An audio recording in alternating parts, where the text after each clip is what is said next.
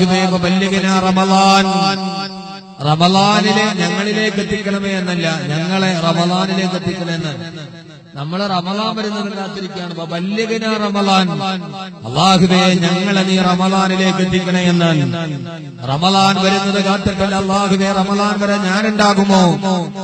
ഇനി വരാനിരിക്കുന്ന 14 ദിനരാത്രങ്ങളിൽ ഒടുവിൽ എന്റെ ആയുസ്സിന്റെ കണക്ക് പുസ്തകത്തിന് വിരാമമിട്ട് 6 അടി മണ്ണിലേക്ക് ഞാൻ കടന്നു പോകുമോ? കഴിഞ്ഞ റമളാനിൽ ഉണ്ടായിരുന്നവർ പലരും ഇന്നെന്റെ കൂടെയില്ലല്ലോ എന്ന നിന്റെ വീണ്ടും വിചാരങ്ങളാണ്, നിന്റെ വിചാര സ്മൃതികളാണ്.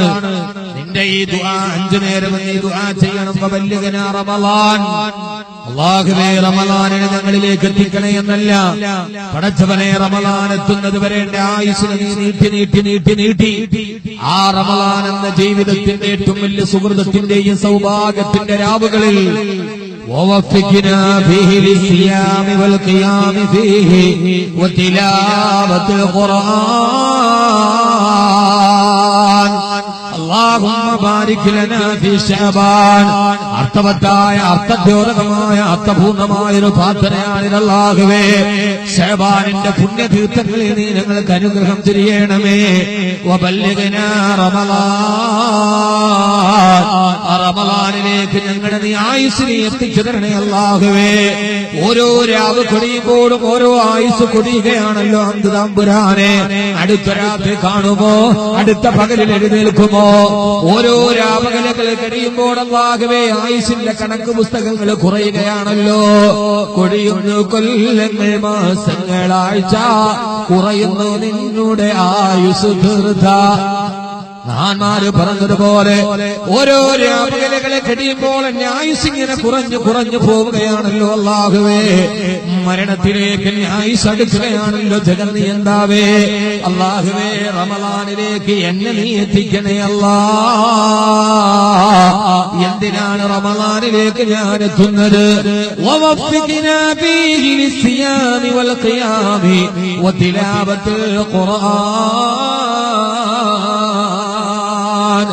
ആരാധനയിൽ എഴുന്നേറ്റ് നിന്ന് പകലിൽ നിനക്ക് വേണ്ടി നോമ്പനുഷ്ഠിക്കാൻ, നിനക്ക് വേണ്ടി തസ്ബീഹ് പറയാൻ, തഹ്ലീൽ പറയാൻ, കസ്തൂരിയേക്കാൾ നിന്റെ അടുക്കൽ സുഗന്ധം വമിക്കുന്ന ഉമിനീരുമായൊരു പകൽ മുഴുവനും കഴിഞ്ഞുകൂടുവാൻ, രാത്രിയിൽ പ്രഭാപൂരിതമായ റമളാനിന്റെ പൊന്നമ്പിളി തിങ്കൾ കല ഞങ്ങളെ നോക്കി പുഞ്ചിരി തൂകുമ്പോ നിനക്ക് വേണ്ടി തറാവീഹിൽ മുഴുകാൻ. അല്ലാഹുവേ അല്ലാഹുവേ, പാതിരാവിൽ നിന്റെ മുമ്പിൽ വന്ന് പാതിരാത്രിയിലെ ഖിയാമുൽ ലൈൽ നിർവഹിക്കാൻ 1000 രാവിനേക്കാൾ ശ്രേഷ്ഠയുള്ളതെന്ന് പറയുന്ന ആയുസ്സിന്റെ ഏറ്റവും വലിയ മഹാസൗഭാഗ്യമായ ലൈലത്തുൽ ഖദ്റിനെ കാത്തിരിക്കാൻ. അല്ലാഹുവേ മഗ്രിബിന്റെ നാദം മുടങ്ങുമ്പോ നീ പറഞ്ഞപ്പോൾ അന്നഭോഗാദികൾ ഉപേക്ഷിച്ച് നീ പറയുമ്പോൾ അത് നാവിലേക്ക് വെക്കുന്ന അനുസരണയുടെ ഒരു അടയാളമാവാൻ. അല്ലാഹുവേ വവഫിഖ്നാ ബിഹി ലിസ്സിയാമി വൽ ഖിയാമി ബിഹി വതിലാവത്തുൽ ഖുർആൻ അനാ അൽ-ലൈലി വഅത്റാഫ അൻ-നഹാർ. രാപകലുകളുടെ ഊണില്ലാതെ ഉറക്കമില്ലാതെ ഒരു രാത്രി മുഴുവനും ഒരു മാസം മുഴുവനും എന്റെ റബ്ബിലേക്ക് എന്നെ സൃഷ്ടിച്ച എന്റെ നാഥനിലേക്ക് എന്നെ കടുക്കുവാൻ കഴിയുന്ന ദിനരാത്രങ്ങൾ റബ്ബിലേക്ക് എടുക്കാൻ കഴിയുന്നില്ലെങ്കിൽ ഇനി ആരിലേക്കാണ് അടുക്കുക? ആയുസ്സുകൾ എത്രയാണ് കൊഴിഞ്ഞുപോയത് ചെറുപ്പക്കാരാ? എത്ര മാസങ്ങളാണ് കടന്നുപോയത്? ഇനിയുള്ള ഒരു മാസം അല്ലാഹു നൽകുന്നത് മഹാനായ യാക്കൂബ് നബി തന്റെ 11 മക്കളെ കൊണ്ട് നട്ടത്തിലേക്ക് പോയപ്പോ 12ാമനായ യൂസുഫാണ് യാക്കൂബ് നബി എന്ന പിതാവിനെ രക്ഷപ്പെടുത്തിയത്.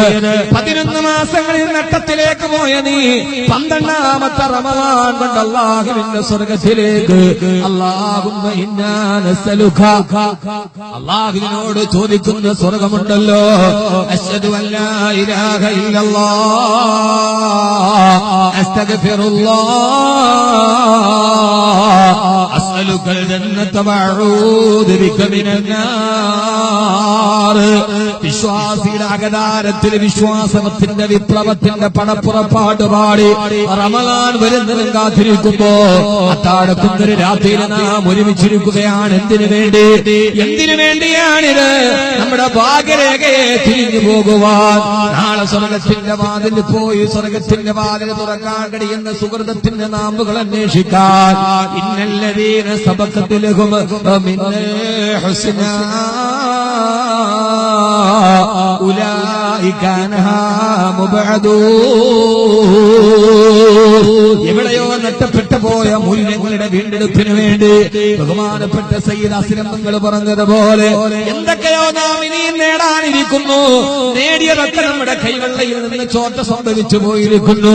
സമ്പത്തുകൾ ചോർന്നു പോകുന്നു, പ്രതാപങ്ങൾ ചോർന്നു പോകുന്നു, അടയാളങ്ങൾ നാമാവശേഷമാകുന്നു. എന്തൊക്കെയോ നമുക്ക് കൈമോശം വന്നു പോയിരിക്കുന്നു. ഇനിയും നാം ഏറെ മുന്നോട്ട് പോകാറുണ്ട്. എന്തൊക്കെയോ നമ്മൾ നേടിക്കാനുണ്ട്. ഏതൊക്കെയോ നമ്മുടെ സമ്പാദ്യത്തിലേക്ക് വരാനുണ്ട്. ആ വരാനുള്ളത് നമ്മുടെ സമ്പാദ്യത്തിലല്ല, നമ്മുടെ പരലോകത്തിന്റെ സമ്പാദ്യത്തിലേക്ക്.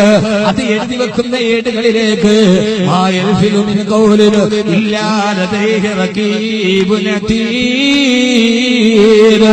ചുമലിന്റെ ഇരുഭാഗത്തായി ലപ്തപ്പതിട്ട് നേടിയ റക്കീബും അത്തീതും എഴുതി വെക്കുന്ന രേഖാപുസ്തകത്തിലേക്ക് സമ്പാദ്യങ്ങളുടെ വർധനവിന് സമയമായിരിക്കുന്നു. എല്ലാ ചിന്തകളോട് വിട പറഞ്ഞ്, എല്ലാ സ്ത്രീരതകളോട് വിട പറഞ്ഞ് സ്ത്രീരങ്ങളുടെ ഒരു പതിവിലേക്ക് നാം നടന്നെടുക്കാറായിരിക്കുന്നു. സഹോദരങ്ങളെ, എവിടെയൊക്കെയോ നമ്മുടെ കാലുകൾ വല്ലാതെ പഴുതി പോയിരിക്കുന്നു. റക്കീബിനും അത്തീദിനും എഴുതാൻ, സുഗന്ധമുണ്ടാക്കാൻ, സുഹൃതമുണ്ടാക്കാൻ, അവസാനം പരലോകത്തെഴുന്നേറ്റ് പോയി ഹതാശനാവാതിരിക്കാൻ. വവുദിഅൽ കിതാബു ഫതറൽ മുജ്രിമീന മുശ്രികീന മിമ്മാ ഫീഹി യഖൂലൂന യാ വൈലതനാ മാ ലിഹാദൽ കിതാബ്. നാളെ പരലോകത്ത് വരാനിരിക്കുന്ന ഭയാനകരമായ ദിവസത്തെ കുറിച്ച് ഖുർആൻ പറയുമ്പോ ആ ഭയാനകരമായ ദിവസം ഏതെന്നറിയുമോ?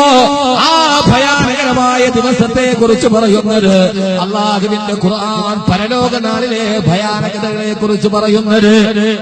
നമ്മുടെ നന്മതിന്മകൾ എഴുതിയ കിതാബുകൾ അല്ലാഹു നാളെ വലത് കൈയിൽ തരുന്ന ദിവസമാണ്. വലത് കൈയിലാണോ ഇടത് കൈയിലാണോ എന്നറിയാതെ നാളെ പരലോകത്ത് കാത്തിരിക്കുന്ന ദിവസം, അല്ലാഹു നമ്മളോട് നന്മകൾ പരതാൻ പറയുന്ന ദിവസം. ഞാൻ എന്റെ ഈ അസുഖമായതുകൊണ്ടാണ് വേറൊരു പ്രധാനപ്പെട്ട വിഷയങ്ങളിലേക്ക് കൊണ്ടുപോകാത്തത്. എന്നാലും അസുഖങ്ങളല്ലല്ലോ, അനാരോഗ്യമല്ലല്ലോ, നാളെ പടച്ചറപ്പിന്റെ മുമ്പിൽ ഉദറുകളില്ലല്ലോ, അല്ലാഹുവിന്റെ മുമ്പിൽ പറയാൻ പഴുതുകളില്ലല്ലോ.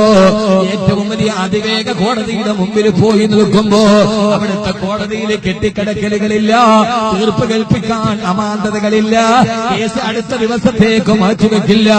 എടാ വ്യഭിചരിച്ചവനെ, തെളിവുകൾ എവിടെയെന്ന ചോദ്യമില്ല. പ്രോസിക്യൂഷന്റെ വാദം ദുർബലമാണെന്നുള്ള അടയാളപ്പെടുത്തലുകളില്ല. എടാ പലിശ വാങ്ങിച്ചവനെ, നാളത്തെ അവധിക്ക് കോടതി പിരിയുകയില്ല. ഇന്നല്ലാഹ സരീഉൽ ഹിസാബ്, ഇന്നല്ലാഹ സരീഉൽ ഹിസാബ്. ലോകത്തിലെ ഏറ്റവും വലിയ അതിവേഗ കോടതി അല്ലാഹുവിന്റേതാണ്.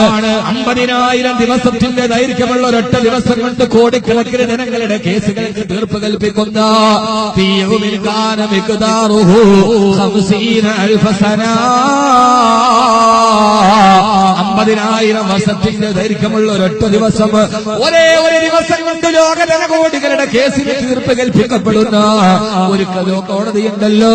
അവിടെ വിധി വരികയാണ്. വിധി ഏതെന്നറിയുമോ? ഫരീഖുൻ ഫിൽ ജന്ന വഫരീഖുൻ ഫിസ് സഈർ.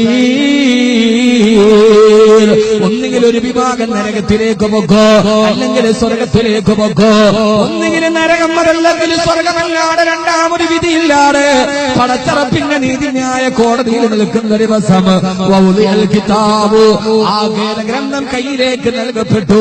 ഫതറൽ മുജ്രിമീന മുശ്രിഖീന മിമ്മാ കസബൂ, എല്ലാ തമ്മാടികളും മിമ്മാ കസബൂ, അവര് പ്രവർത്തിച്ച തമ്മാടിത്തരങ്ങളെ നേരിൽ കാണുന്ന ദിവസം. അവനവൻ ചെയ്ത പ്രവർത്തനങ്ങളെ അവനവൻ തന്നെ വിളിച്ചു പറയുന്ന ദിവസം. പേടിച്ചോ ചെറുപ്പക്കാരാ, ചെറുപ്പക്കാരെ. ഇന്ന് നീ എഴുതിയ നന്മതിന്മകൾ വായിക്കുന്നത് മലക്കുകളല്ല, ജിന്നുകളല്ല. വായിക്കുന്ന ചെയ്ത തമ്മാടിത്തരം വായിക്കുന്നത് നീ തന്നെയാണ്. ചെയ്ത നന്മയും വായിക്കുന്നത് നീ തന്നെയാണ്. ഇതൊന്നും വാക്കബി വെറുതെ പറയുന്നതല്ല. അല്ലാഹുവിന്റെ വിശുദ്ധ ഖുർആൻ, ഇഖ്റഅൽ കിതാബ കഫാ ബിനഫ്സിക അൽയൗമ അലൈക ഹസീബാ. ഇഖ്റ കിതാബ് വായിക്കടാനിന്റെ കിതാബ്, ഇഖ്റ കിതാബ് വായിക്കടാനിന്റെ കിതാബ്. കഫാ ബിനഫ്സിക അൽയൗമ അലൈക ഹസീബാ. ഇന്ന് നിന്നെ വിചാരണ ചെയ്യാൻ സാക്ഷിയായിട്ട് നീ മാത്രം മതി. സാക്ഷിക്ക് വേറെ ആളുകൾ വേണ്ട. ആ കോടതിയിൽ വേറെ സാക്ഷി എന്തിന്? ഒന്നാം സാക്ഷി രണ്ടാം സാക്ഷി വേണ്ട മോനെ. സാക്ഷികൾ പലരും നിൽക്കുകയല്ലയോ. യൗമഇദിന തശ്ഹദു അലൈഹിം അൽസിനതുഹും വഅയ്ദീഹിം വഅർജുലുഹും ബിമാ കാനൂ യഅമലൂൻ. അവനവൻ ചെയ്തവനവന്റെ കയ്യും അവന്റെ കാലുകളും സാക്ഷിയാകുന്നു. ഈ യൗമഇദിന തുഹദ്ദിഥു അഖ്ബാറഹാ. അവൻ ഏത് തെറ്റ് ചെയ്തോ ആ ചെയ്ത സ്ഥലത്തെ ഭൂമി അവന് സാക്ഷിയാകുന്നു. ഇല്ല ഇല്ല. വൽ മലായികത്തു യശ്ഹദൂൻ. അല്ലാഹുവിന്റെ ഖുർആൻ പറയുകയാ, നീ ചെയ്ത നന്മകൾക്കും തിന്മകൾക്കും സാക്ഷിയായ അല്ലാഹുവിന്റെ മലക്കുകൾ സാക്ഷിയാകുന്നു എന്ന് വേണ്ട. ബലിൽ ഇൻസാനു അലാ നഫ്സിഹി ബസീറാ. മനുഷ്യ നീ തന്നെ ഏറ്റവും വലിയ സാക്ഷിയാവുകയാണ്. ചെയ്ത തെറ്റ് പ്രതി തന്നെ സമ്മതിച്ചാൽ പിന്നെ ലോകത്ത് വിചാരണയ്ക്ക് അതേ പ്രശ്നമില്ലല്ലോ. ചെയ്ത തെറ്റ് പ്രതി തന്നെ സമ്മതിച്ചാൽ പിന്നെ ഏത് വിചാരണ? പിന്നെ സാക്ഷി വേണ്ടല്ലോ, വേണോ? പിന്നെ പ്രോസിക്യൂഷന്റെ വാദം വേണം? ഒന്നും വേണ്ട. അതുകൊണ്ട് മോനെ, റബ്ബിന്റെ കോടതിയാണ് വലുത്. റബ്ബിന്റെ കോടതിയിലേക്കാണ് നമ്മൾ കാര്യങ്ങൾ മാറ്റിവെക്കുക. ഇവിടുത്തെ കോടതി, ആ കോടതി ചെലന്തി വല പോലെയാവും. ആ കോടതിയിൽ ചിലപ്പോൾ ശിക്ഷിക്കപ്പെടാം, ചിലപ്പോൾ രക്ഷപ്പെടാം.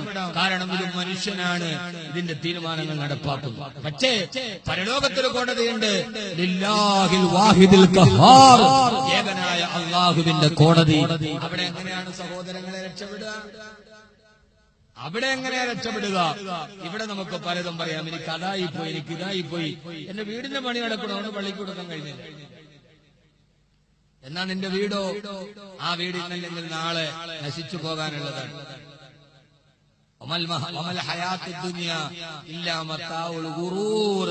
ഈ ദുനിയാവിൽ ഉണ്ടാക്കണതൊക്കെ നിന്നെ വഞ്ചിച്ചിട്ട് പോണതാണ്. അപ്പൊ നീ നടന്നതും അതിന്റെ പുറകെയാണ്. എന്നാൽ ആഖിറത്തിന്റെ വീടോ? ഇന്നൽ ആഖിറത ഹിയ ദാറുൽ ഖറാർ. ആഖിറത്തിന്റെ വീടാണ് ഏറ്റവും സുന്ദരമായ വീട്. അല്ലാഹു നമുക്കത് നൽകട്ടെ.